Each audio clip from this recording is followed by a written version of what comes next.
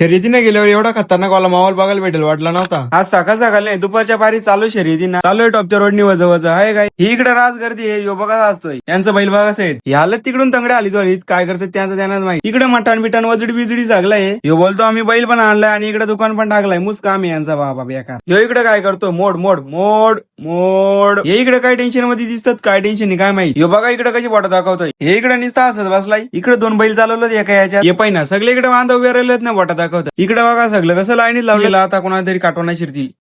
हे इकडे बसलात वर मी इकडे यांची व्हिडिओ करीत होतो. ह्यो विचार दिसतो काहीतरी एकटाच आहे तुंतून कधी राहिला. ह्या दोघांना काय उन्हाचे थाराने नाही का इकडून झालं का तिकडून तिकडून झालं का इकडे. ह्या डोक्याला बघलं बसलं काय काय कलाल मार्ग नाही. आम्ही पण चाललोय आता मथुरला बघून येतो. आज तो बिंजोडचा बादशाह ज्या बैलाने मुंबई गाजवले. मुंबईचा बिंजोडचा बादशाह म्हणून ज्याची ओळख असा राहुलभाई आडवलीकरांचा मथुर.